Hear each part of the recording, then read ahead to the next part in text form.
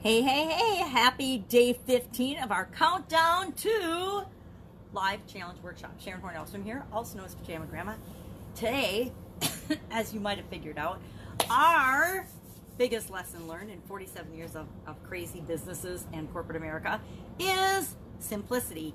KISS. Keep it simple, sweetheart. Keep it simple, sucker. Keep it simple, stupid. Whatever way you've heard it, I suspect that I am not the first one telling you to keep things simple, simplify, break things down to their core foundational essence, to the basics. So often we overcomplicate the living daylights out of everything. I don't know if you do, but I tend to, given my background and my education and my experience, complicate the daylights out of things. Recently moved and realized that I had so much stuff in my life. I'm talking lots of stuff. And I've always known there's been a lot of things, physical things in my life, but I didn't realize how much there was. So as I looked around, I said, okay, massive lifestyle change coming up. What am I going to do about all this? I am going to simplify. I'm going to get rid of the chaos, get rid of the clutter, simplify. So I set a goal to get rid of 90% of the physical things in my life. Now, I did that and more, and I still have too much stuff. How weird is that?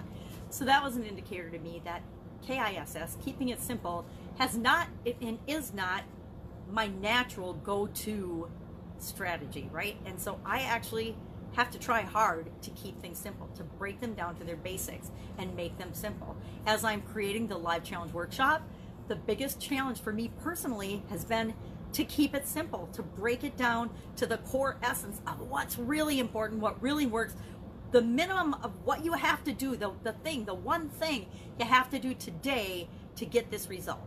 The one thing you have to do tomorrow to get this result that builds on the day before, so that by the time you get through 5 days and do 5 simple things, you absolutely positively are guaranteed to get the result that I'm promising you in the live challenge workshop. And that is to create your own results getting challenge that you can use to actually create in days what it takes a lot of people years, at least weeks and months, and usually years to actually create. You can do that with a 5-day challenge, believe it or not, which is crazy cool. So, how do you keep things simple? Number one, break them down to the simplest steps. Step 1, step 2, step 3, step 4, step 5. Almost everything and anything on the planet can be broken down to a 3 to 5 step process. Five steps. 5 steps to getting anything you want in any area of your life.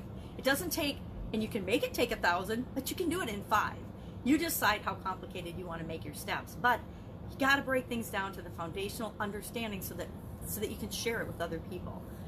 I did a couple years ago like a scavenger hunt for building and growing and supersizing your business, and instead of breaking it down to like 5 to 7 steps, because our short-term memory is 7 items, right? And our short-term memory, and I don't know this, but I've read reports, and there have been studies done by way smarter people than me that say our short-term memory can hold 7 units of information. So if we're trying to convince people of a process of more than 7 steps, we're going to be in trouble. Well, I created like a 27-step process to build and grow and supersize your business. Now, you can follow those steps, and for sure you will grow and build and supersize your business, or I could break that down to 7 smaller steps that people might actually remember and do. Because if I tell you have to do 27 steps to build your business, a lot of people are going to shake their head and say, yeah, I'm just not going to do it. I'm not doing any 27 steps to anything. It's hard to get people to take the next step, much less 27 steps or other steps. If you look at book sales, and if you look at a book, there's some amazing books that have been written that are like this thick, and they have everything you would ever need to know or want to know to make your life click. And people will look at that book and they won't even pick it up and read it, because they're like, I'm never going to read that book. And then they'll look at a book or a free report that is 10 pages or a page long, or a cheat sheet, and they'll get that. They won't even look at that either. So we have to keep it simple in the hopes that will lead people to us so that we can share the more complicated version of what they need, if that makes any sense. So how do you keep it simple? That's my question for you today. What strategies and what techniques have you used to keep things simple? Share in the comments below, because I would love to know. We'll talk of this, of course, more in the live challenge workshop beginning March 23rd, Monday, March 23rd, noon Eastern. go to the group in the comments below, the Thrive Challenge group on Facebook. You can watch the videos on the page. I'll be actually making the videos on the page, but you want to go in the group so that you can participate, because we're having participation prizes for people that do the daily action item, and it's one thing a day. It's not huge. It's not going to take you hours. You should be able to do the daily action item in like 10 to 15 minutes max, right?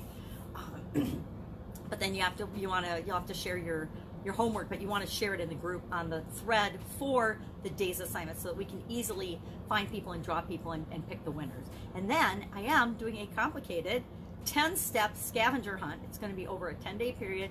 You have to find the clue each day for the scavenger hunt, and then you'll have to unscramble it and enter it by midnight, April 1st, Eastern time. We'll stick with Eastern time. And all the people that have the winning answer will draw from them for a $25,000 prize, which is pretty sweet and pretty cool. And I'm like super stoked and excited about it.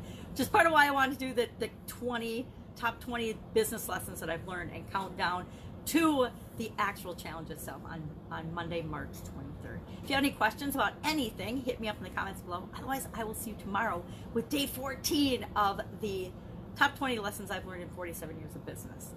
Go ahead, have an awesome day, and I'll, of course, be with you tomorrow. Make sure that you get signed up for the challenge. Bye.